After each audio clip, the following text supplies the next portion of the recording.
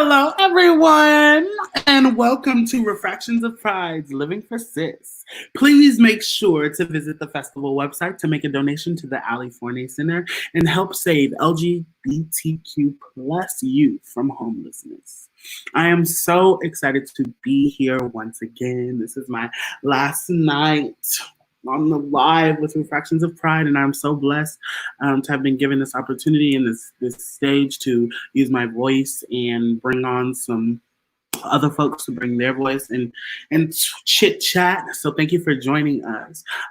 Tonight we have a whole bunch of amazing people that we're going to sit down and live for. But I have a special co-host tonight, honey, my sister, my best friend, Eva Leonard, honey. Hi, sis. Hey, How are you? I'm good. I'm blessed and highly favored. So happy to be here with you tonight. Well, I am glad. This is we're co-hosting. Yes, this is my gig. This is my element. Yes, well, I was so excited. I'm gonna let you do your thing tonight because you have a degree in journalism. I just right. I'm a little out of practice, but the training is in there. Okay, all right. Well, let's see, honey. Okay, so y'all, our first guest of the night is the one and only L. Morgan Lee. Hello. Hey, sis. Okay, we got the girls in the house tonight. Let's talk about it. From in different shades, different groups. I'm so excited to sit here and chit chat with you, El Morgan. So, how are you, hun? What's going on? Tell me. I am good. I am here in New York City, surviving, making it through, celebrating Pride. Yeah, I'm here. How are you celebrating? I'm celebrating Pride internally. I'm not one. My ministry is not being on the streets right now, so I am certainly getting time to reflect on exactly what Pride means to me right now, and trying to sort of deal with the complications that fit inside of that for us, especially when we're in the middle of so many rallies for our lives and so many hashtags about our lives, but still those like little jabs happening under sort of the surface of everything. So just trying to continue to try to find what Pride means to me personally inside of sort of the larger queer umbrella. Right. Because I don't necessarily feel like we are as privy to the major celebration as sort of the mainstream is. Yes. Yeah, I think our Pride is a little bit different. It's a little bit more for us in a lot of ways because I don't think that we're as seen within our own community. So yeah, wow. Okay, yes. Talk to me, and we're gonna dive right in just because we have 20 minutes with each person. I really want you to, we have talked about it, but I want you to talk about in being in the realm of Broadway, off-Broadway theater and auditioning and existing in those spaces. What is that like for you? You have been in it, for a long time now, existing. You are 50 years old and you have been you're one of the original dolls. I mean, because I obviously just got there. Like, I just got there. So I'm saying, like, you have taken the space and you have, been through it and seen the changes. Not because, not age, just like, because I've only been cis for a year. So, yeah, we'll talk about it. No, I am certainly in the trenches. I think that within the theater business, well, just within the acting business in general, I think that there is something I've picked up, especially over the past year, is that we are regularly seen through the lens of other people who are not us. Yeah. So it's difficult sometimes because I've gotten a chance to be in some rooms that, people will be like, oh my God, you got in for that, or you got in for that. That's so cool. You were in the room for that. But what they don't understand is the experience in the room is a little tricky because while we're there, it's like I'm at this audition and there's only cis women around me. I'm not seeing a lot of mixture within the group. And then we get into the room, and that's constantly in my head, at least. It's like, okay, so I'm having to prove that I belong, in this room to be auditioning for this role. I'm having to, if it's a musical, I'm having to sing this rep, knowing that the reality is my voice is not cis. So I'm a woman, but my voice is not the same as a cis woman's. Even if I can sing some of the same notes, it's still like what it takes me to do it versus what it takes that cis woman to do it is a little bit different. So I'm having to come in with that, the fact that I'm trans, the fact that all these things on top of it before I've even opened my mouth. And so this idea that we should just be able to walk into the room and just leave it and just go in and do your audition, I don't think that we're quite there yet. We haven't seen what that looks like on the other side enough yet to really be able to be in that place. So it's been a lot of realizing that it is possible. And I think that this is happening so it can continue to happen. And a lot of these conversations that are happening now I would like to have some kind of hope that they are going to sort of change how things are looking when we get out of all of this, whenever that happens to be. I do have hope that there will be some forward movement in terms of, if nothing else, people being willing to have conversations about our experiences. There are some casting offices, I've gotten to do a couple chats over this sort of Corona time, and there are some casting offices that are actually like really trying to do the work and really trying to have the conversations and are challenging themselves, are saying things that they want to be held accountable for things, and I think that's fantastic, and I can't wait to see what that looks like when those steps continue to keep happening. I agree. Wow.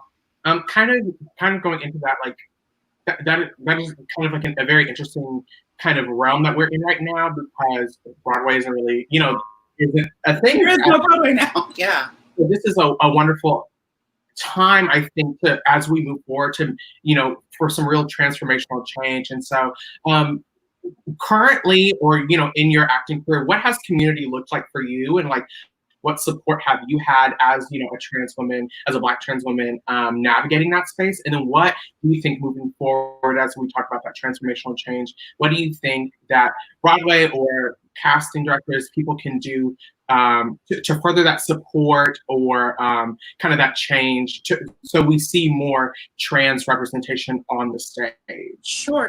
So I think that some of the journey of this is somewhat similar to the journey of being a Black person in theater. So there's always this sort of element of tokenism. So there's a we have one in the cast, we have one person in the cast, so we're good. We've got that check mark. And it would be lovely to see more work being done to, like I said, it's about perspective. It's about who is viewing you and how they're viewing you. So being seen as, if you're a trans person, then you're supposed to look like this, sound like this, be like this. And so often that is actually not really in alignment with what many of us are. So, if you walk in the door, they are expecting, more often than not, it seems that when the role is specifically written as trans, they're expecting, this sort of larger than life sort of, trans written across my forehead identification of a person that they might not get with a lot of trans people. And the people that are that, amazing, you're going to work like crazy forever. But the people who don't necessarily have that particular aesthetic, it becomes a little bit tricky, and it becomes a little bit more like, well, we don't know what to do with you because you might fit in with, this group of people that is not necessarily identified as trans. Right. So I think that's the problem, is that we have the world, quite frankly, has this idea of what trans is. And I think that people need to sort of listen to trans people first and let us tell you who we are before you just make those assumptions. Right. Stop only looking at what you're seeing on TV, because there's not enough of it there to actually give you a full picture. It's like, that's that argument where I'm not the first person to tell people, like, go to Google and find it out, because I think you should do your work in looking for people outside of Google, have the conversations with people. Like, but at the same time, it's like, even that little Google search is going to show you that there are more lanes than I think that you're giving people credit for having. Right.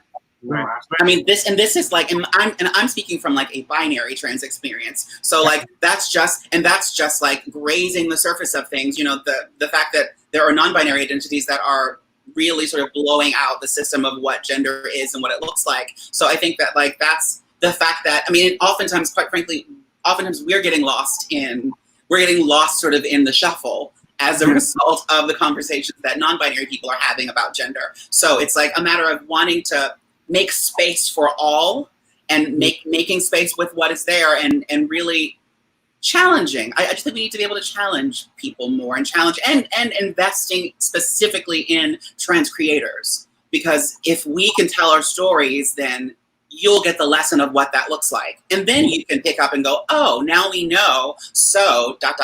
instead of just trying to get that check mark for your tour or your big, upcoming revival cast. If you're just trying to get a check mark or trying to get a pat on the back, oftentimes the work was probably not done to get that. And more often than not, trans people are going to be the ones to look at your cast and go, I don't know what you're getting that pat on the back for, because we can look at this cast and see you're getting credit for having a multi. You're getting credit for having a enormous representation of transness or of gender, and there's one person in your cast that's non-binary, and that's it across the board. So you don't deserve to get that pat on the back just yet. And it's strange. It's strange now. It's becoming, oh, you are, speaking not me and people, trans folk. It's like, oh, sis, the trans actress, or it's like it's strange because it's even like. It's like, why do I have to exist within that? Why can't that just be that? Why can't that just be that? Like, y'all, like, just be cis. Why can't it be just like, here's Elle Morgan, she's here. It's not here's trans Elle Morgan or here's black trans Elle Morgan. Because what does that even mean? There's not one picture of what that is. So it's and people can be so. There are certain people in this world, especially in the white people specifically, can walk around, especially cisgender white folks, can walk around in it. Even I'm learning even non-conforming white folks. Like it's so much more palatable to be like, oh yes, I'm non-binary, and they're like, oh my god, oh yeah, totally. They then like we'll change all the pronouns in this project for you. We'll make space for you. Let it be a black person. They're like, well, sorry, you just don't fit. Right. Oh, go ahead, sis. No, yeah. Well, I just noticed. I've seen it's like it's very easy in a way, for them to do what they need to do and do right by those people, because it's like you just have a little bit that we need to try to work around. But when it's cis in a room, damn bitch, you can't be in this room big. You can't be in this room dark black, and you can't be in this room trans. You're doing a lot. And it's like, you got to pick a couple. You can't be all of those things.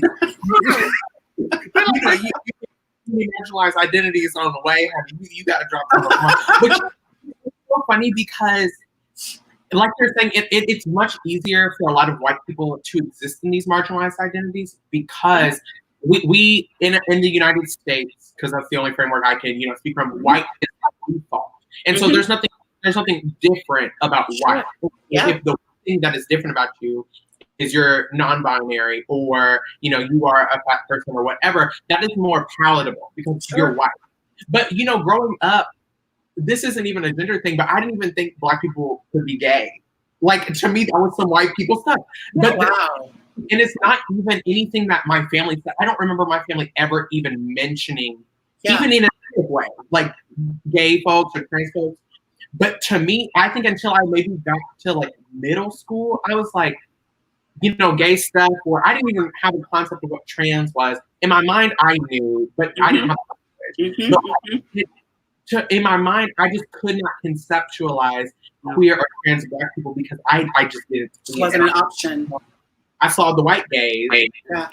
Okay, well, that's a white people thing. Yeah. And I think that even in our collective, Western culture, we still kind of have that. And I think that comes from a lot of places, and talking about that in the black community is its own conversation. But being black is already a lot.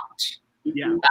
For white folks who are, in these positions to cast or do whatever they do. If it's not a black show, then it's going to be difficult for them to kind of understand. This is why we're still celebrating, we got the first black alphabet. We got, the first black this or that. And it's like, You know, I can't wait till we can celebrate having the first Black Alphaba be a permanent cast member and not an understudy.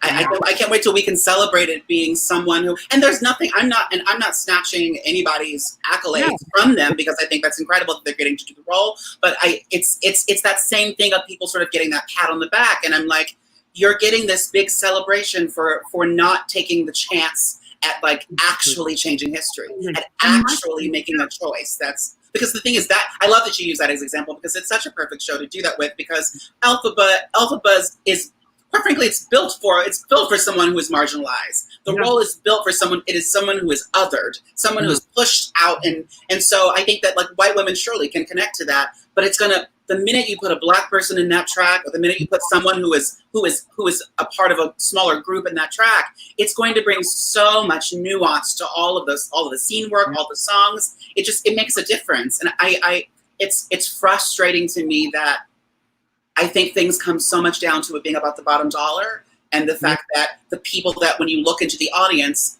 you're seeing primarily white people. And so that there is not that same thirst from the audience's perspective to see us there. They're not screaming for it. But the difference is when you see the projects that do make that choice to change the casting up, it without fail, it becomes a thing. It becomes let's come see this. Let's see this. This is look at Hadestown. Hadestown got on the scene and tore things to pieces because they took risks in how they were casting things. They changed things up. And from what I hear, when you see the replacement cast, after all this, when you see the touring cast, it's going to be even another layer of that. It is they've pushed that casting even farther. So I think it's just a matter of we have to just keep pushing.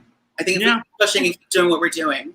And my thing, especially in the theater industry, with the whole understudies and swing situation, is it comes off as an accident because if you were understudying a role, you weren't supposed to go on that night. Like something happened for you to go on.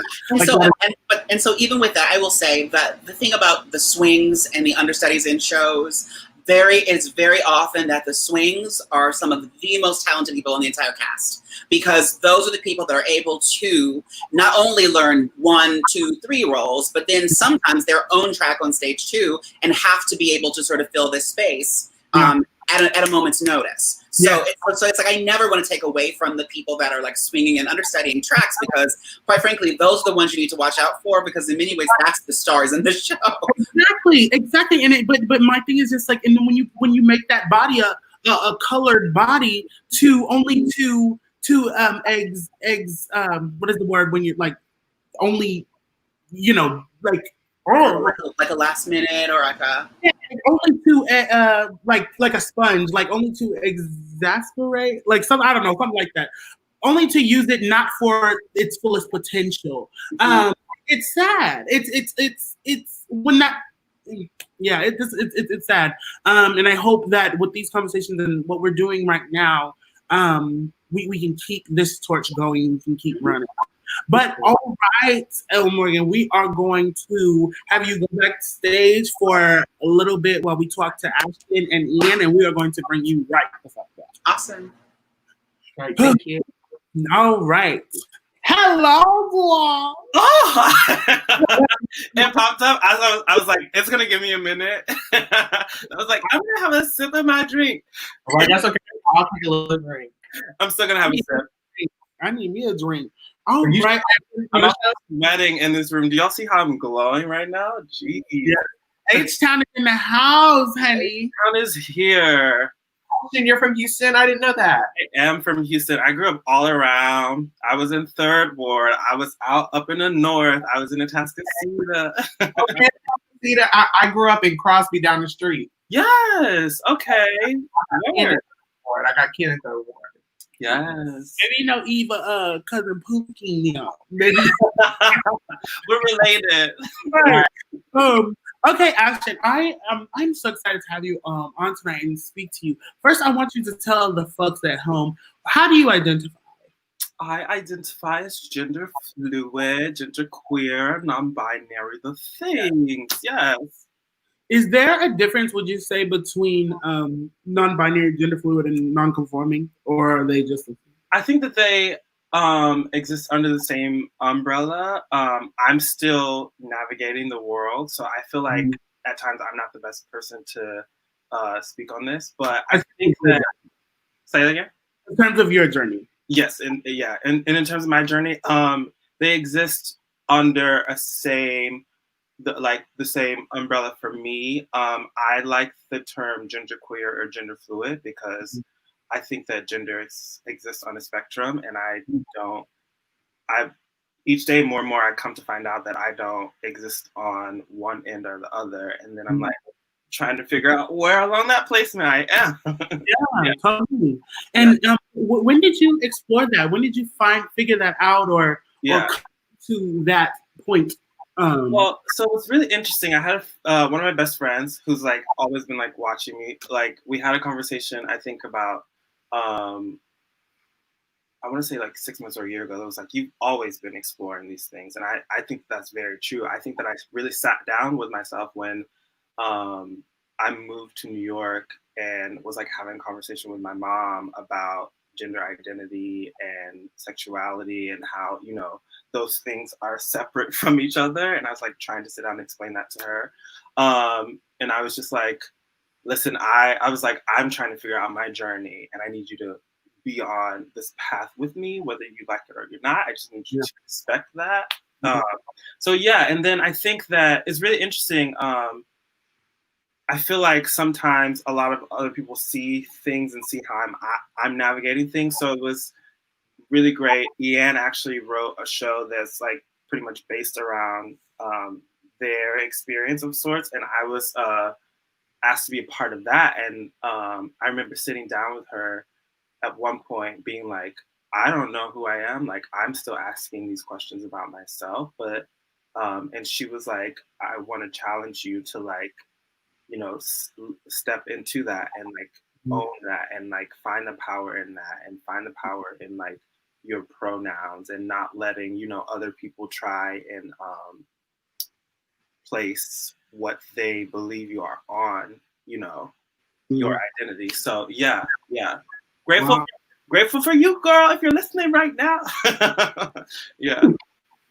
And after moving to New York and kind of like maybe getting into that, you know, what has your experience been like? What is kind of what that has that journey looked like? And I think it's very interesting, like as gender nonconforming folks, as trans folks, I think we are, and I think just in general, I think everybody's identity is constantly evolving. I don't know if anybody is over there, you know, like we always are learning new things about ourselves and how we show up in the world. And so what has your journey been like, and how do you show up in the world, maybe even outside of that? Yeah, well, it's really interesting because something really that y'all talked about before, like struck with me, like struck a chord with me as like, you know, as like a Black person and as Afro-Latino in the world, it's like, you know, we step out and it's like people like, there's a lot of like ingrained in our culture, a lot of like hiding and like placing and just like trying to be like act and be by the book and and like within our like the world like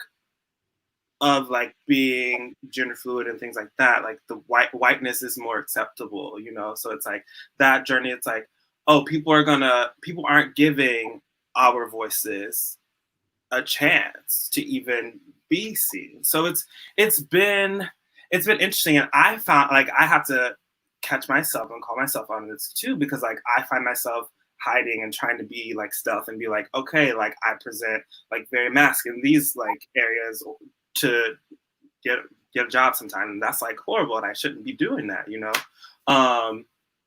So yeah, it's been a journey, but I feel like more and more I'm like, fuck what anybody else thinks. Oh, can I say that word? But yes. I'm like, I have to do me. At the end of the day, like that's what matters to me. Like my life, like my life matters. You know, my life matters to me more than a paycheck, more than whatever the fuck anybody else thinks about me. So I need to be existing in my truth and delivering that and helping set other people free by standing in that. And how dare, for so long, it was ingrained to be like, you need to be this way to be palatable for these people. You need to do this so that you can get in these rooms and you can do these things. Yeah. Like, fuck that. And fuck you. If you do not want me to exist in this world, Right. with the only time that I have to exist in this world, Absolutely. something other than myself. Yeah. You want to steal away my greatness and my shine so that I can be palatable so you can work around. Yeah. And I think the minute that I realized that this was my life and this was my world and I owned everything, everything has been so easy. Yeah. Because you're not playing to anybody's game or playing to anybody's standards. They're trying to do for other people. You existing in your spaces and doing for you. Right. And you can hear your heart that way. Mm-hmm. Yeah, I really love that. It's staying true to your heart and like staying true to you and knowing that like, you know, we all have to learn, but it's also like I think that's something that is very disheartening to me is like when people take it as like a joke, you know, or people like that are doing this, you know, like to me, listen, I don't fucking care. I don't need a job. Like I'm gonna stand in my truth, and if that costs me my job, whatever. But I'm not presenting XYZ to get a job. At the end of the day, I'm not doing that. But it's disheartening when, you know, we have people who have these platforms and things who can't help out the girls and stand in their truth. Yet it seems like they are, but at the end it's not. So it's like, you know, that's that more people. Sorry, say it. Like I said, that's that gatekeeping shit that is really starting to get under my skin. And you know what's so crazy? Like Eva is my best friend, and I guarantee you, whenever the door is open for me to take space as a trans woman and as a trans person, Eva will always be right there, because if it was not for Eva, I would not be in this space. Yeah. And I think that we have to realize that we can no longer just stand on the communities and the people that uplift us. We have to give that foundation balance as well.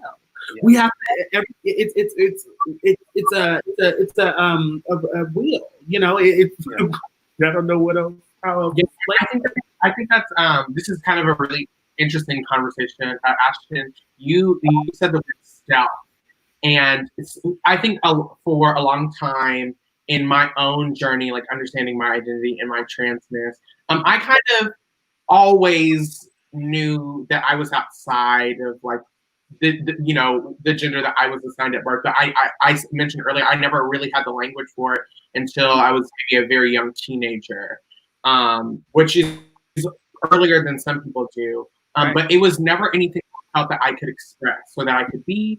And I also I think when I finally got it in my mind, I was probably I was a junior in high school. Mm-hmm. And I have to insist this. There's this YouTuber, and I don't think he makes YouTube videos anymore.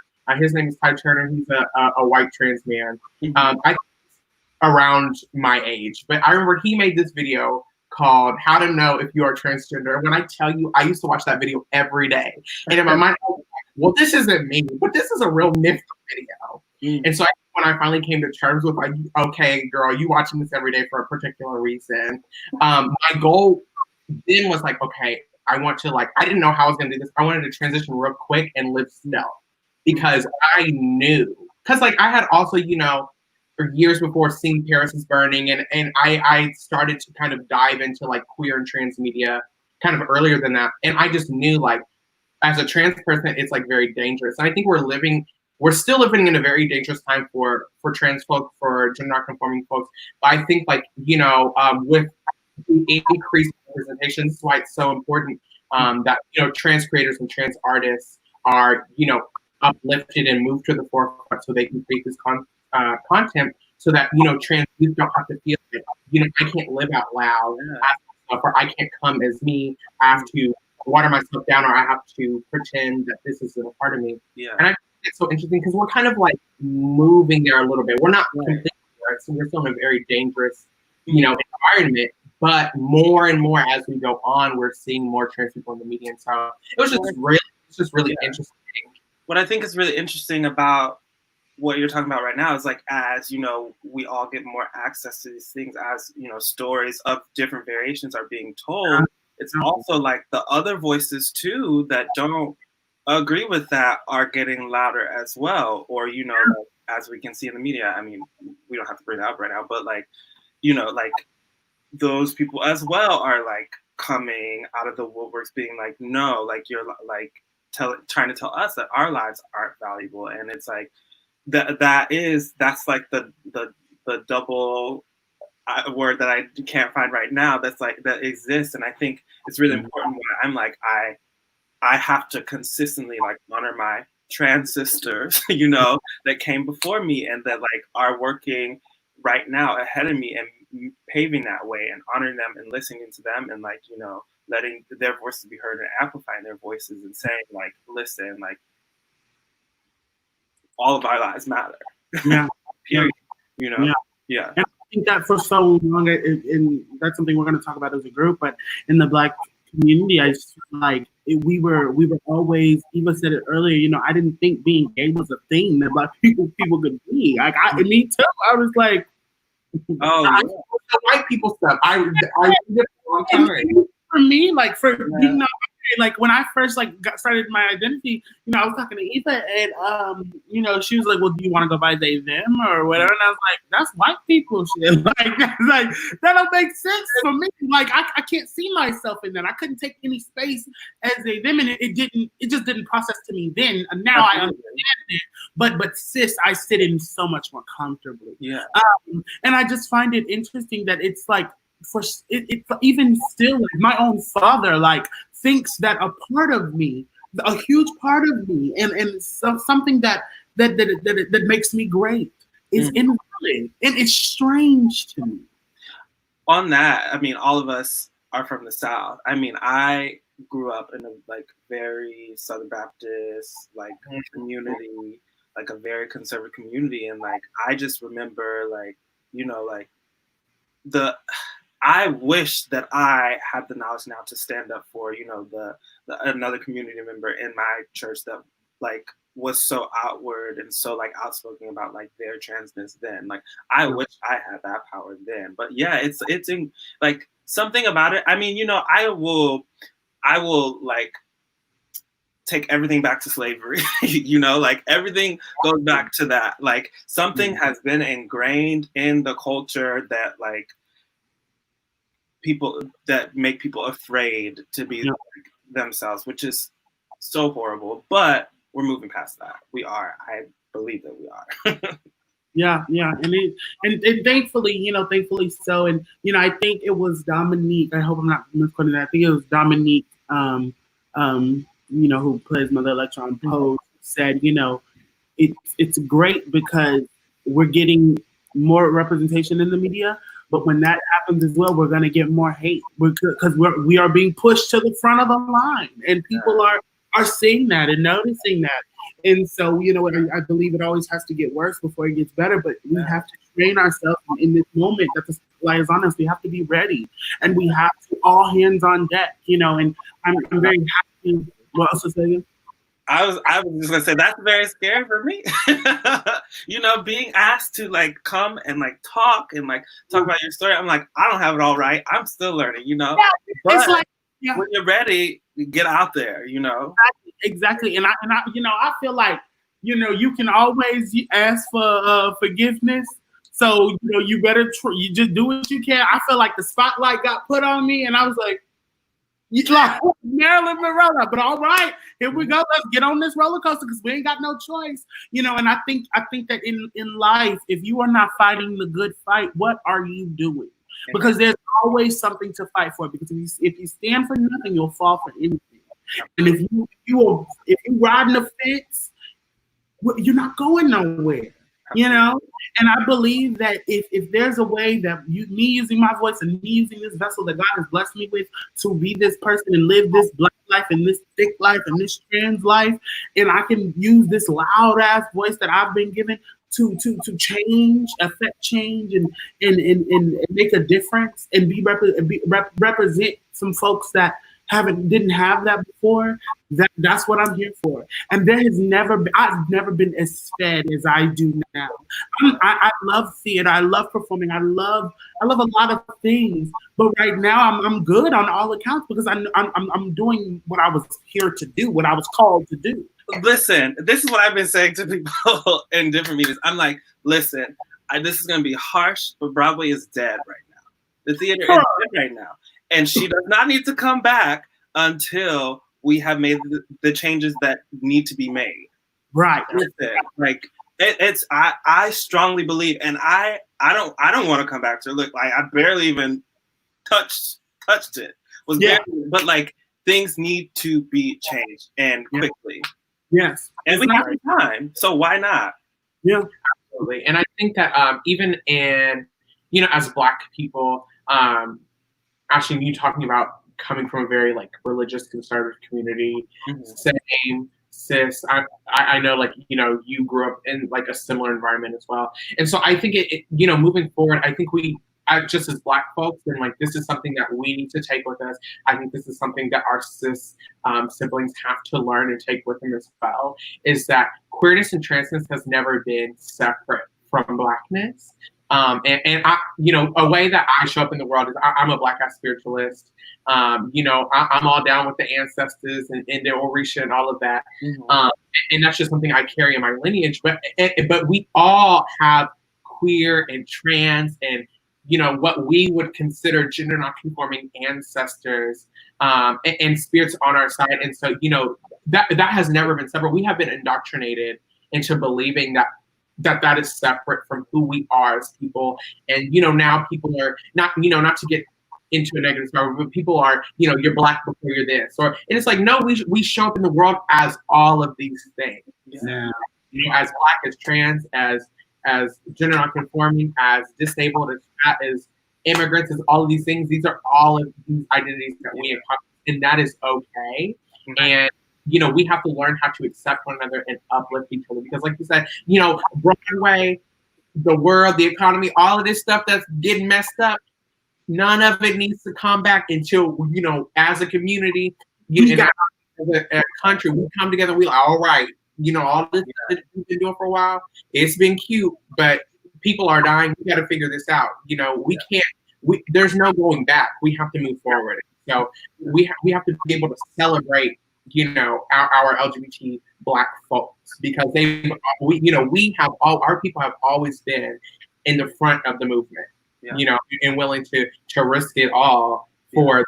Trans women have always been in the front of the movement.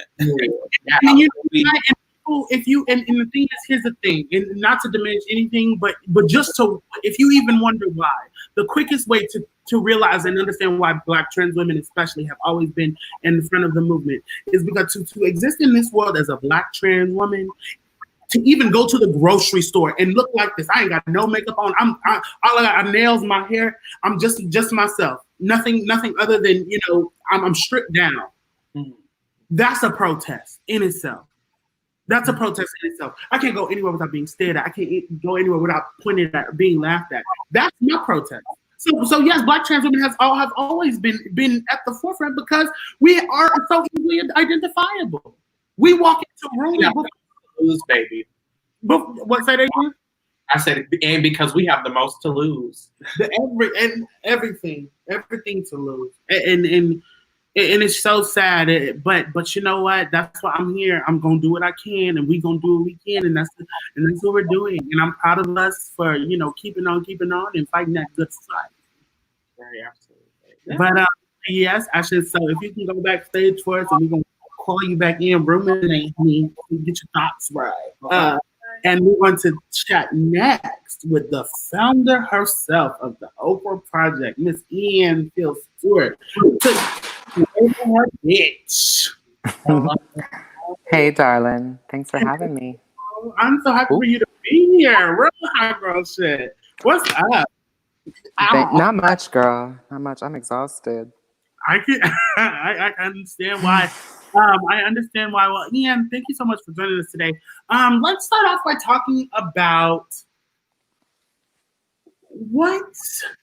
at what moment, at what point were you like, in the world of activism in its most fully realized self? Were you like, I'm gonna do this? The summer between my sophomore and junior year of college, I had been studying musical theater for about 2 years, and I just realized, oh, you have like no idea what to do with me.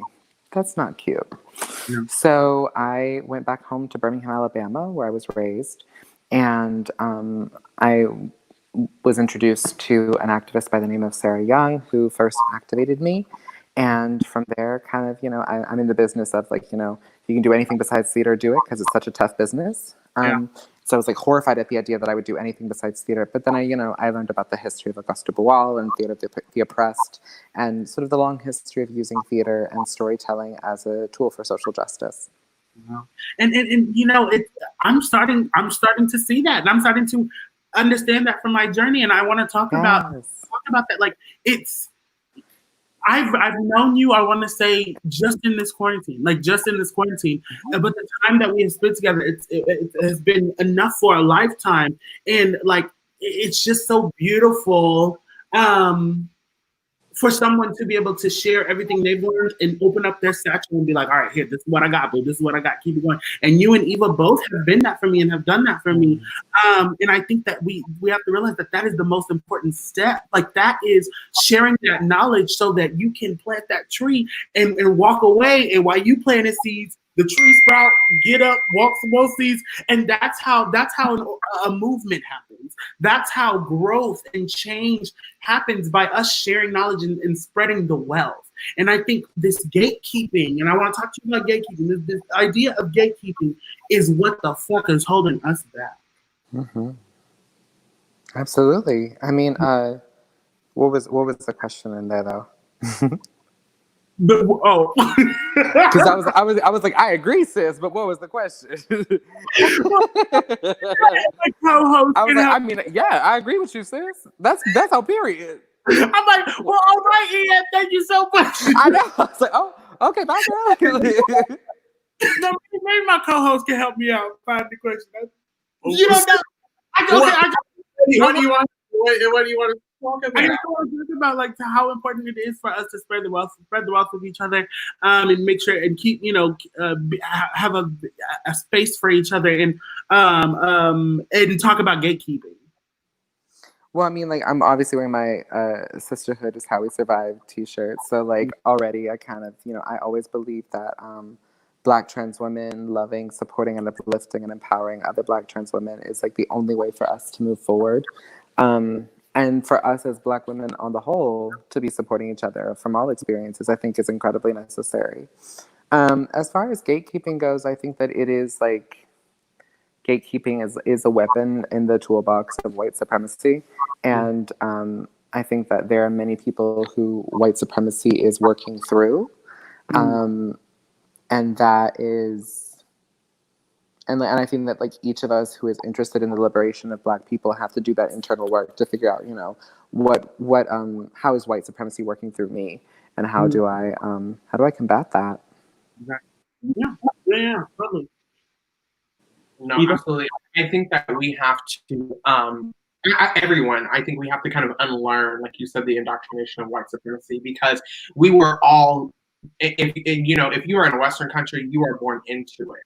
And that's just like what it is. And so, of course, like Black folks, we do not benefit from white supremacy, but a lot of these ideas that we have grown up with, Black isn't beautiful, if you are trans, then, you are destined to, go out of school in the worst way possible, and you'll never find love and things like that. Like all these are messages that, because of white supremacy, we have internalized it. And it's a lot of work to, outthink those things. And sometimes like they come back and that is what it is, because that's the world that we live in. And that's what we're told. And so I think when it comes to like resources and things like that, I actually kind of look at gatekeeping as a very neutral thing. I think that for certain communities, it is important. I want to mention, like, I'm a spiritualist, and like I'm very involved in like, learning about hoodoo and things like that. And so, or even resources for trans folks, this is for a specific community. Everybody outside of this community, if you want to help out, that's cool, but this not for you. These resources, we giving out money or we giving out information for survival, for education. Sometimes that is for an exclusive group of people, and that's necessary only because me and sister and you in the Okra Project, like we work with redistributing resources, and if you're not the target demographic, not we don't want to help, but baby, that's not what we're here for. But I do think, as sis was kind of talking about earlier, we can't gatekeep each other. We can't keep each other down. And so in conversation, me and sis go out all the time. We've been friends for years and years and years, and we be fighting. But we always, work on calling each other in, or if sis has come to me with a lot of questions about my own journey. I've been trans-identified for a long time, and I've been working through my transition, and so she's come to me and like asked me things, and so I'm gonna chat with sis because I know where she's coming from. She's my sister, and I am not trying to keep anything from her. Whatever, I'm not an expert, but I'm an expert in my own experience, and so we chat about that stuff. Now, if this person comes up to me, run me that. Where's my money? Or are you paying me for this labor? Because if not, then we're not going to have these conversations, because a lot of times it'd be real spectacle like and all this stuff. And so I do think that from the outside world, I think that gatekeeping, like you said, is a weapon that is used against us. But I think when it's the other way around, we have to make sure that we are inviting people into our spaces or into the community who really mean the best for us and who want to learn and who want to do the work, and not just people who are here for vacation. Yeah. Well, and I also think that so many people are like at the Okra Project, like we've received like death threats because like people call us like reverse racist and all this stuff, and like crazy shit has gone down just because like we exclusively focus on Black trans people. And I think that what folks often don't realize is that they are constantly expecting the inventions, creativity, brilliance, culture of Black people to be public commodity, and it's not, right? Like our brilliance is not for sale, and so I think that like when people see Black people and Black trans people specifically glowing up, the expectation is, oh well, where's mine? And it's like, if that's your lived experience, then you have been relying on the suppression of Black people, because inherent in that, right? Inherent in the moment where we say like, oh, if I see you getting something, then I should get something, is the understanding that you believe that you should at least always be getting something when I get something, or more often the case is that you believe that you should be getting something before I get something. Right. And it's so funny how like that way of thinking and as we're talking about is rooted in white supremacy. And a lot of times white supremacy very much infantilizes white people. Like you're saying, like to me, that is such a common mentality. But when you listen to it, I'm like, that is such a childish way of thinking. White people are childish.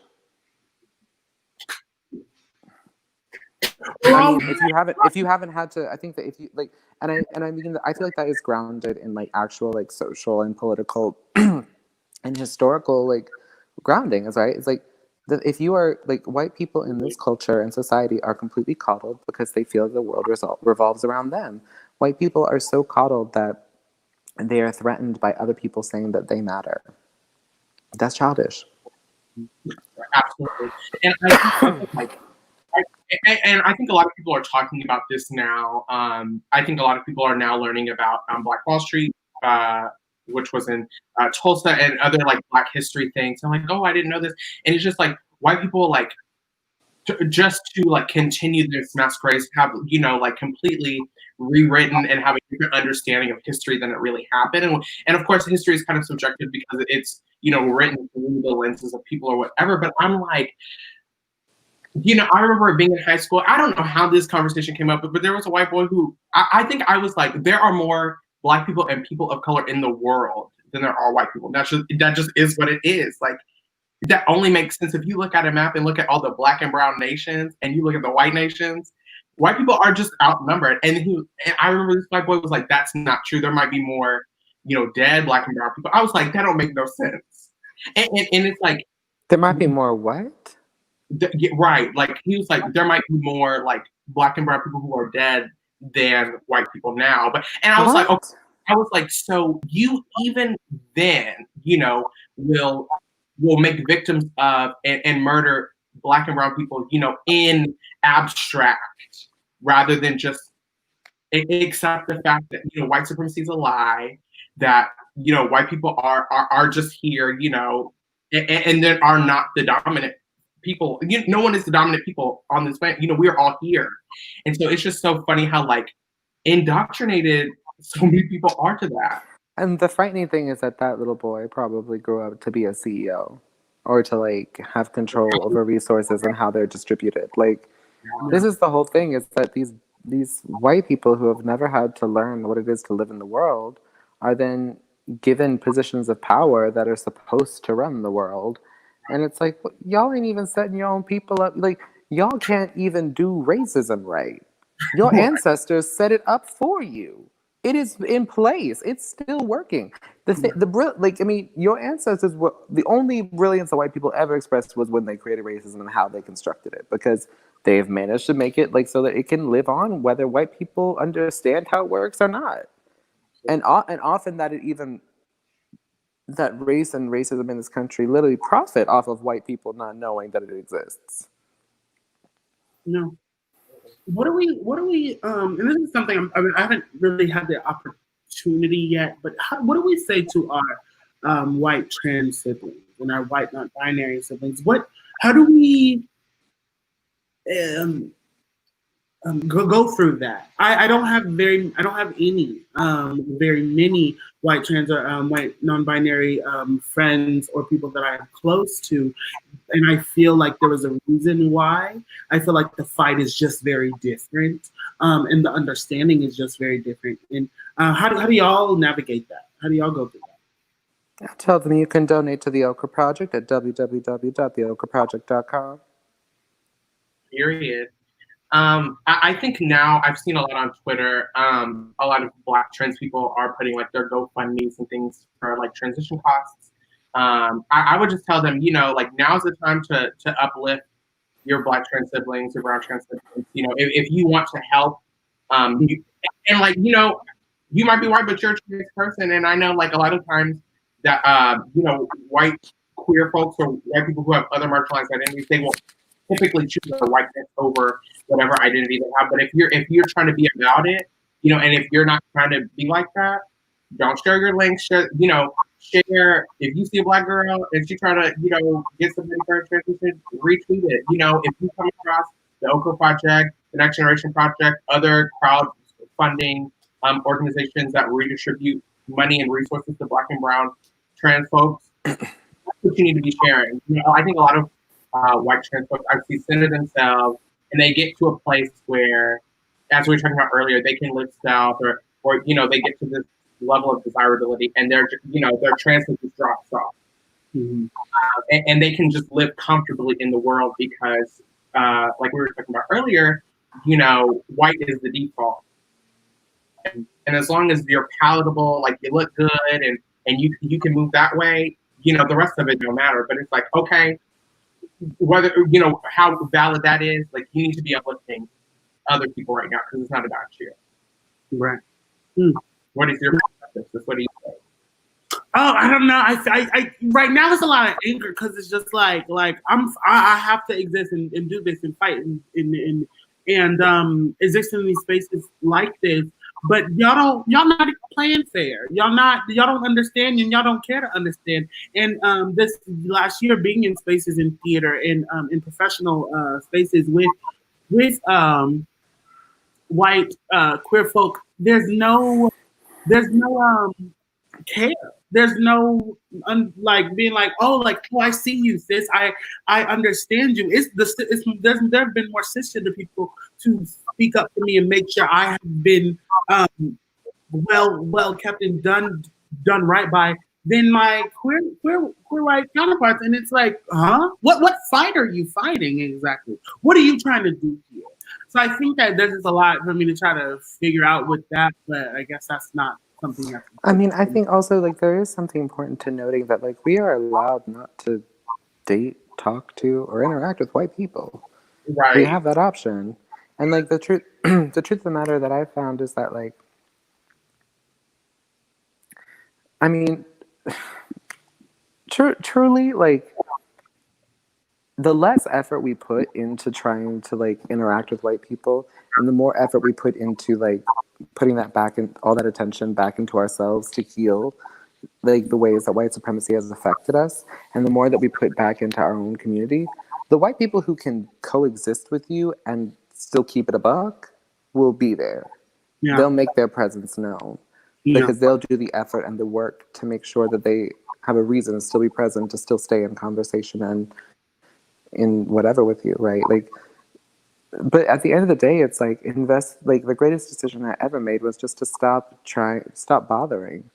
I'm not going to try to teach you. I'm not going to try to like convince you. I never needed you to begin with. We are enough to get us free. Absolutely. We don't need anybody else. So if you can't straighten up and act right, well, I didn't need you to in the first place. I was doing you a favor. You ain't teaching me nothing. I'm doing you a favor. Yeah. Yeah. If you don't want to keep this gift in your life, then ta-ta. Goodbye. Goodbye.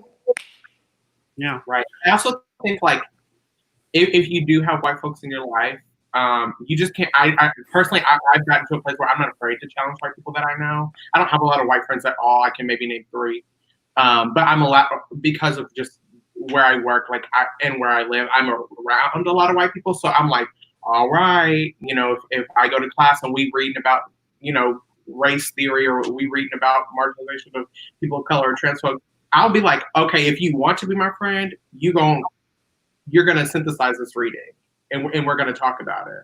And so I do that all the time with my white friends. I'm like, all right, if you want to keep being my friend, you go do this. You know, you go educate yourself in this way. Don't come to me if you ain't read yet. But I need you to be doing this work independently of me.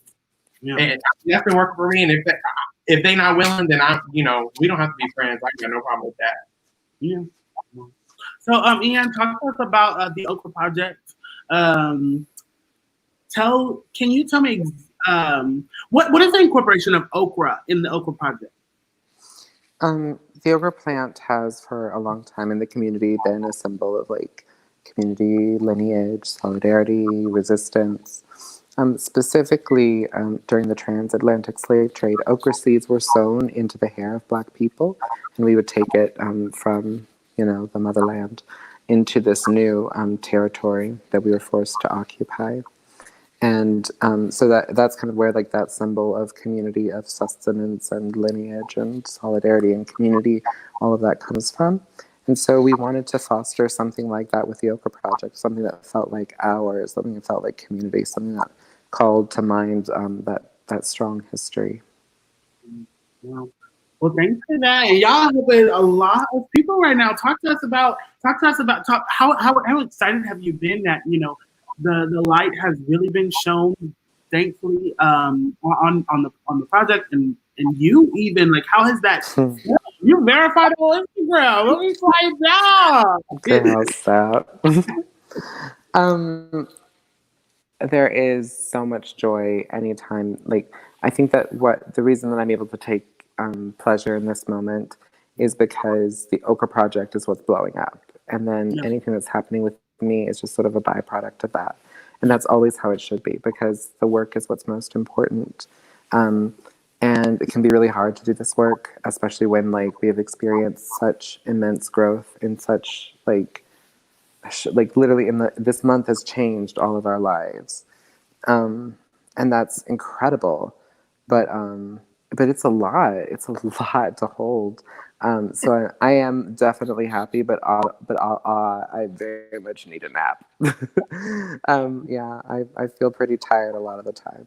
Yeah, I'm. So you have the Okra Project, and we have the Next Generation Project now, and I'm founder. Eva is my co-founder, and we are so excited. Things are really happening for us, and I am like, I have gone. I think I still have not eaten today. I didn't eat yesterday until 12. I've been packaging short orders of me, Deontay, and a couple of our other friends. And I'm just like, I was like, people have been saying like, okay, so we can, we're gonna bring everybody in now, and I'll just take this and then move on to the next conversation. But we can go ahead and bring everybody back to do this. But yeah, so I've been packaging my Black Lives Matter t-shirts and making sure we're getting these out and doing what we need to do. And I was like sitting at the computer today, I was typing these labels, and I was like, this shit is a lot. This is like, what the fuck? Like, and then at the end of the day, we only make about $2 to get back to the community for the shirt. Like, and I'm like, for us to be doing this, but it's spreading a message. And people have been saying, oh, we're so proud of y'all. I'm so proud of you. And I'm like, it kind of hit me today to be like, this is why. Because you know, for you just like, okay, I'm in this moment and I'm existing and I'm doing this. When I was doing this today, I'm like, ain't not everybody just doing this. So I was like, you know, I'm proud to do the work, and it makes me so happy to do the work. And like I was telling Ashley, I've never been fuller. I've never been like, you know, what so bringing all of you all back on, I want to talk a bit about the miseducation of the queer identity and queerness in the Black community. What can we do to help change and bring understanding to our people of who we are and the lives of us as trans and non-binary folk and queer folk? People have to listen. Mm-hmm. People literally have to take a moment to listen to people who are telling you who they are. And I have to say really quick, Ashton, in your section, you made a comment about, along the lines of that sometimes you present in a masculine way and that's so awful. If you are being true to who you are in that moment, there is nothing awful about you presenting any kind of way or wearing anything that you want to wear. Your very existence as someone who's saying that you are gender queer or gender fluid is that you are challenging what those things look like. So what someone else might think of as masculine, it's who cares? Like that's not it's not on other people's opinion about what masc or femme looks like. Despite what the world would like us to believe. Yeah. Because I think that's a big part of all of this, is that so many things are so based on aesthetic, and like so many of us are constantly being sort of pressured with these expectations of what that aesthetic is supposed to be, that it just becomes extremely exhausting trying to like remind yourself of staying in your own truth and what that is. Yeah. Thank you for that. Yeah, absolutely. Thank you. I love that. I needed that.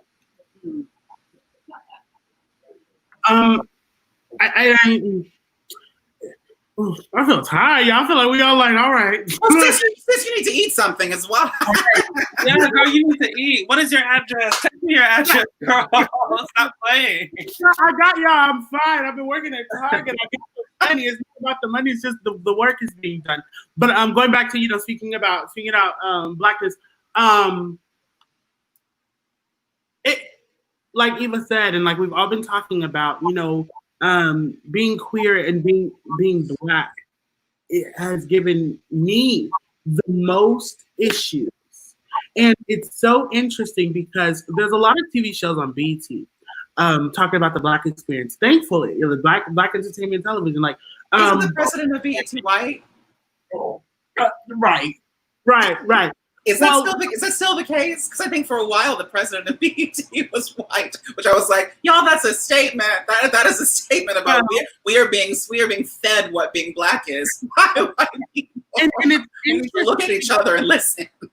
And it's interesting because I feel like a lot of the cisgender Black folks like identify with that programming and that TV, especially like Boomerang and things like that.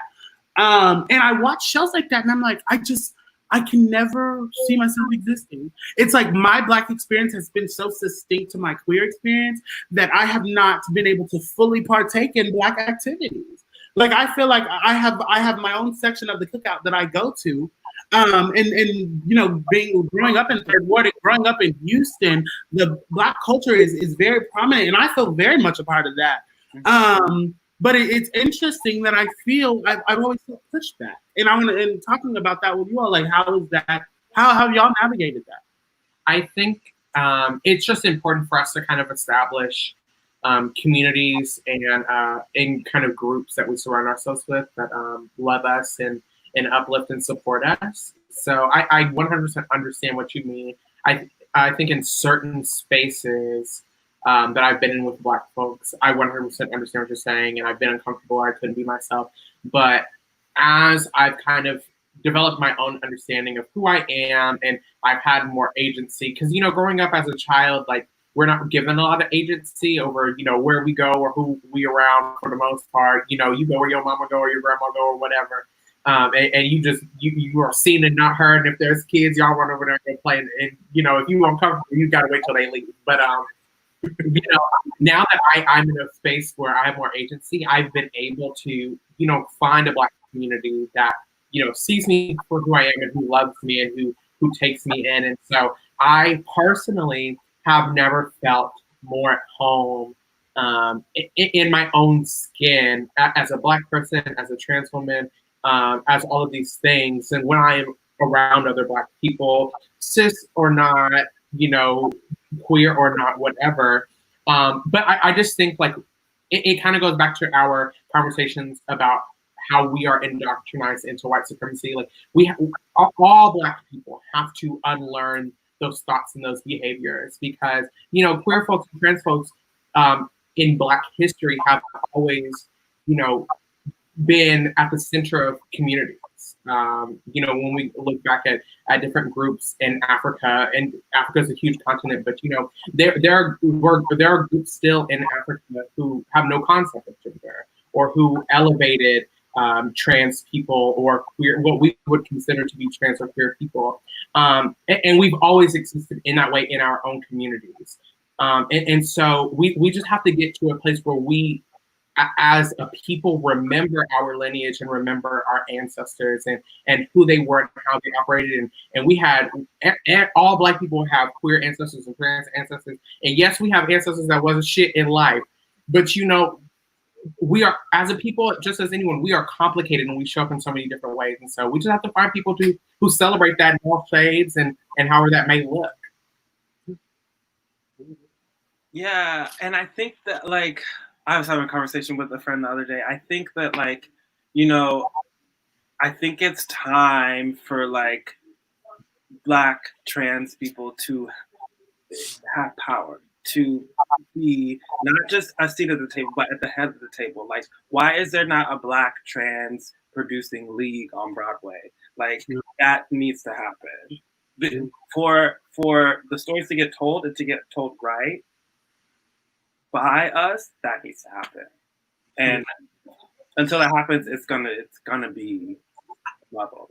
I mean, there's also this idea that people keep wanting to ask something of Broadway that Broadway never promised to us, and it's like this Broadway itself was not called the Great White Way for nothing.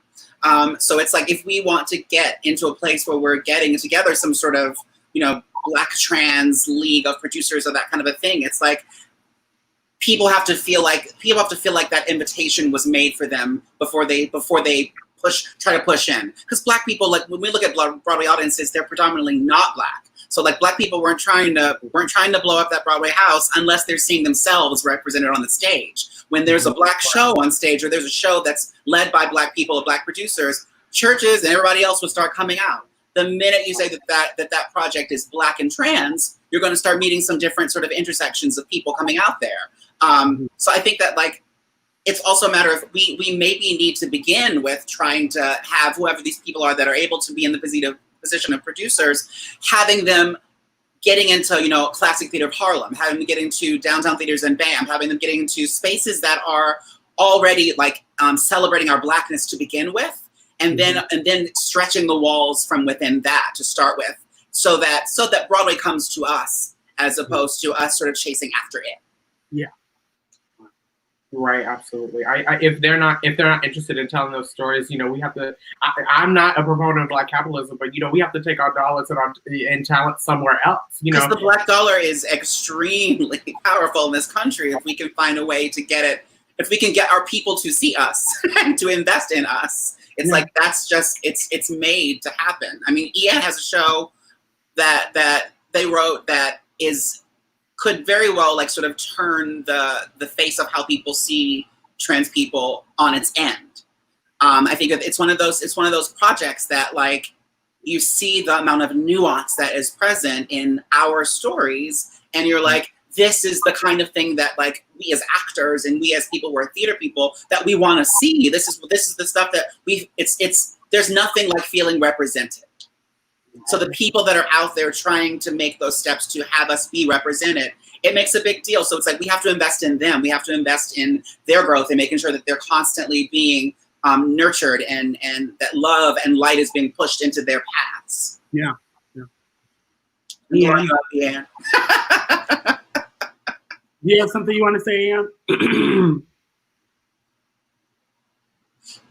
No. I mean, I think everyone has said it pretty much exact. I was like gonna open my mouth and say exactly what El Morgan said. So, I mean, I think yeah. Yet again, it's like I think what I am excited for and hopeful for is that if we have more examples right now of the mainstream treating Black people for whatever intention as if we are valuable, because we are, you know, I think that if we have more mainstream examples of that, then hopefully like more like young people coming up and more people in general will just feel like will feel that desire to love our own, right? And just be like, look, I love Black people, and that's my circle, that's what I love, that's what I want to see. And so we will go to Classical Theater of Harlem, we will go to like the spaces that already exist, right?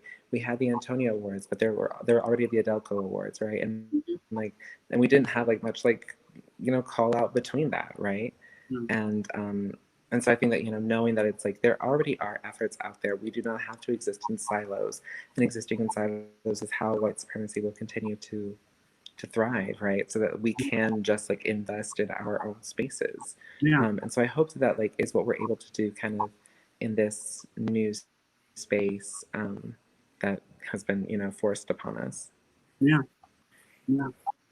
I think that's something that I'm like, oh, I'm excited to understand and figure out a little bit more. That's not, I wasn't there just yet, but that makes me happy, giving me goosebumps. Thinking about, I really enjoyed what you said about Morgan, about like making sure these people that are doing the work are nurtured and being fed, and made sure that they have everything that they need, that their bags are packed every night to go out and be great. And I think that that's something so important that needs to be shouted from the rooftops, because I think for so long, people who wanted to do those things, I know for myself, like people who had the ideas in them where you aren't anybody yet. Like you don't have that space to take up yet. And the moment I realized that I did, and it was within me to just do that, and just here we go, it was like, oh, okay, you that bit. You know, and I think the minute more people realize that you don't need a contractor, you don't need certain things to have a voice and tell your story. You just need to do it. And if you shout loud enough, and if you say it enough times, somebody's gonna catch on. And I think that is important. Look at you! Look at you! Yeah. I mean, you're kind of like popping up all over the place. Like all of a sudden, like that's because you have been authentic to who you are, and you've been putting out. I think that's also there's a statement about that too. The minute you start really stepping into your authentic self, the world has no choice but to sort of bow in front of you and go, okay, you're ready. Yeah. Here's your path. Yeah. Just be ready to take that path is all. Yeah. It's so true. I think that's a really inspiring moment, like about what, like, using you, sis, as an example. I was like, one day I was like, sis, she's in H-Town. Oh, she's out here, she's doing it. And then all of a sudden, like, people are seeing and like taking you for like exactly who you are. They don't want you to change anything about yourself, and you are doing you. And it's really like, it's really inspiring. They are living for sex. Yeah. I will confirm, and it's exciting, and I want us all to live for each other, and I want us to be able to own everything and be franchised, because why not? And it's so crazy that we're all sitting here, and it's all only because of touch. It's because Eva touched me, I touched Eva. El Morgan sat down with me at that Popeyes and was like, all right, let's get it together. Ian did live for sis with me. Ashton did live for sis with me. Ian wrote the show and let Ashton have a voice. You know, we've all been there for each other, and now we can take up space like this on this scale. And if we realize that if we just keep feeding each other and seeing that we can all have a piece of this pie, we all will be able to eat. But some people like starving, and a thick bitch like myself, that's not, I don't like that. I don't want that. And I think that that's just something that we have to understand. What is y'all's favorite part of being yourself? What do you feel like you bring to the table that you just can't get enough of? You're like, damn, where are that from?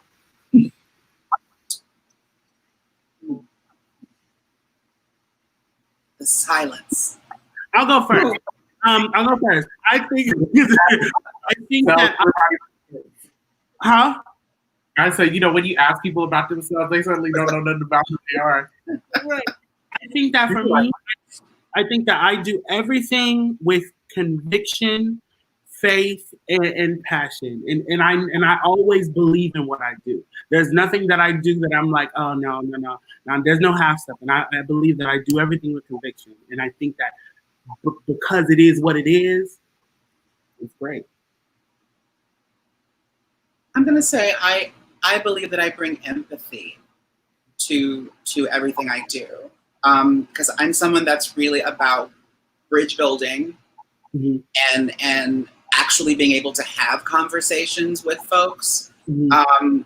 And that might be the fact that, like, I'm a little older than some of the people in this room right now. Since, you know, as Sis said, I was one of the original dolls, but which I was so not one of the original. But I think that I like to bring a sense of empathy and light to what I do and sort of rooms that I'm in, just because I think that as a result, I get to be in these kind of spaces. Like the fact that in the past week I've had multiple conversations with you know, screens full of people who are Black and brown that identify under the umbrellas of transness. This is like what this kind of conversation have been happening if the crap was going on, if the crap that was happening on the streets wasn't happening.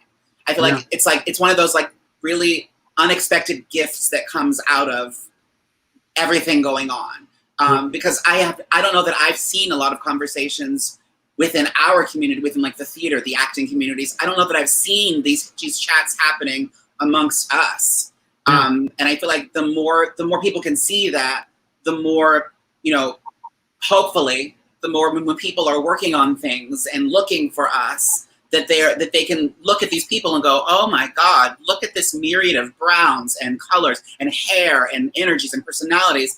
Why would we call all of these people in for the same track? Why would we call all these people in for? There's so much beauty here, and there's so many different lanes of what that means. I'd like for the world to be able to I'd like the world to be able to look at us and see that variety, and not just as trans or queer people, but just as Black people, period. That there are so many different colors and lanes within us, and for us to be able to look at that ourselves and think that that's beautiful. Yeah. Because I think that like that's where it really starts, is that we need to be able to look at this screen in front of us and go, oh my God, beauty. And I think that sometimes we can have problems with doing that. Yeah. I you know, I had to reach deep, but I think I found it. I think that's something I love the most about myself is like I have a fierceness in me, and not like Azalea Banks, you know, fears, but everything I do with a ferocity, and a lot of times it could go one way or another. And so I love very fiercely. I love my friends very fiercely. You know, I will go up to bat for the people in my life that I care about, very hard. And I'm also an educator, and so I work a lot with students, and a lot of times they don't know how to advocate themselves. And so I'm marching up to doors, I'm sending crazy emails, and you know, I'm talking to people crazy because, you know, a lot of the students that I work with are first generation college students. You know, nobody at home knows what's going on. A lot of them are Black and brown. A lot of them have immigrant parents. So they're just so, you know, disillusioned to you know, the college experience and they don't know what to do. And so I've been through it. See, I'm like, all right, no, like these people over here trying to mess with your money, we're not about to do that. We're gonna go over there and shake these people in financial aid up. And you know, I don't want to say ruined, but I put like, you know, some of my opportunities on hold because of that ferocity and because I want to fight for people who don't have the space to or don't have the voice to. So that's what I like about myself. Yeah.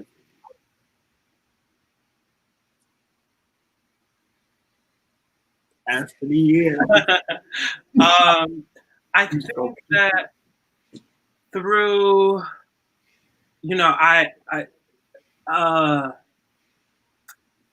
love to embrace the world, embrace what reality is, embrace what the bullshit is, embrace the darkness, embrace the struggle, and through that, I can still find some sort of joy within my blackness, my queerness, my transness, whatever that may be. And I think that in itself is it's fucking hard. But at the end of the day, I'm still gonna find my joy, my light within myself. And if that's all I have, so be it. You know. And I think that I don't know, just embracing reality and finding that joy consistently is something that I love about myself, and in a way that is not that brings no falsity to it, like because we don't have any time to sit around and play patty cake. Yeah. Right. I have like a great smile. No, I'm kidding. I'm kidding. Can you imagine if I just was like, I have a great smile, and then that was it. That was it. No. I think I love my journey of fearlessness. I think like part of like, because at first I was like, oh, like because I've been really like resonating on the fact that like, you know, just in the past month I really felt like I was reclaiming a power I've lost. And so I was gonna say like, oh, like my power, I feel really powerful. But I think that that isn't quite what it is for me, because I think that I often will feel like I'm powerless and still face the beast and still like go into battle and still speak when I am afraid of what could happen. And so I think like my journey of fearlessness is something I love about myself, because when I do feel fear, it has become more and more my reaction to then immediately like say, be fearless, and to like re-enter, like Brene Brown is going in my head, not to bring a white woman into the space, but like just like she talks about going into the arena and like and like, you know, and being a gladiator in that way, and like doing so much. Sorry. The sirens, they were doing too much. But like just that process of kind of like constantly like falling down and then getting back up, and yeah, I think that for me feels like the thing I love about myself the most. Well, yeah, y'all, this is so healing for me. I needed this. This is beautiful. I've been in this, taken this much Black space and been with this group. This is very diverse group of Black creators. And it's beautiful. And I'm so happy that it worked out so that we all could share the same screen tonight and give reactions of pride, a good old episode of Living for Sis, honey. And I'm happy that all of us wholeheartedly live for each other. So thank you so much. I love you all. I want to get into the nails really quick. I see you have some cards, Ian, and I see Eva, you have some cards. So can we show the girls? Yeah. The nail show. Yes. Yeah. Moment. Yes, I love it. I love it. My Morgan, where are your nails? I'm my lane, girl. Yeah, I couldn't. Yes. I've been without them for so long, and I just like today I was doing like a shoot, and I was just like, no, I cannot I cannot be on screen another day without my presence. It's part of your aesthetic, having your fun nails. Oh my God, yeah. I got tips. I got tips one time, and I I got home and could barely type on my keyboard and could barely use my phone. I was like, you know what? These are gone. And the next day, I went to another salon. I went to another nail place and was like, get these things off, please. Just paint my nails. I don't need this. This is too much for me. So yeah, I'm Well, Morgan, there's an adjustment period. You have I know. You have to get used to it. I'm like, I want mine off. It's fine. Like, Listen, I'm happy. I'm no, happy to they're be the nail super girl. cute though. No, they're all super cute. I've been noticing it this entire talk, actually. The three of you start, I'm like, oh, I'll just keep my hands down here through the talk. Can I say one thing that I am living for? I never keep a set. I am known to walk around with only 3 nails on because my nails keep popping off. But I've had so much growth that even my nail beds have gotten themselves together. Yeah. Buy a 10. God is good, but all right. Well, y'all can go. I'm gonna say my closing remarks, but thank you so much. I love you all. Thank you. I feel like my episode of Barney where all of Barney's friends walk out and Barney turned back into the puppet. That's me. But yes, people cool. But yeah, one thing I just want to end this with saying, I may be poor. I'm not. I may be black. I am. I may be ugly. I'm not. But I'm here. And y'all, we are here. And we are living for everyone, living for everybody and everything. And have pride in who you are. And walk and take up space and exist and be everything that you are. And don't let anybody tell you differently. Closing remarks that I need to say is coming up next, Borders, a live virtual play of 2 enemies who meet on Grindr, honey, not Grindr. Yes. One is Israel and the other is Lebanon. This play was nominated for Best Play by the New York Theater Festival in 2019 and highly recommended by Time Out NYC. Starts at 9 p.m. So join us for that, honey. And thank you so much. Thank y'all for tuning in to the past 3 days of Living for Sis. And I'm living for y'all. And I am living for pride. So thank you. I love you all. You can follow me you can call me Sis on Instagram. You can follow my organization, me and Eva's organization at We Are TNG Project on Instagram. You can follow at the Okra Project on Instagram. Thank you, Ian. Thank you, Ashton. Thank you, Morgan. And thank you, Eva. And thank you, God. I love you all and good night.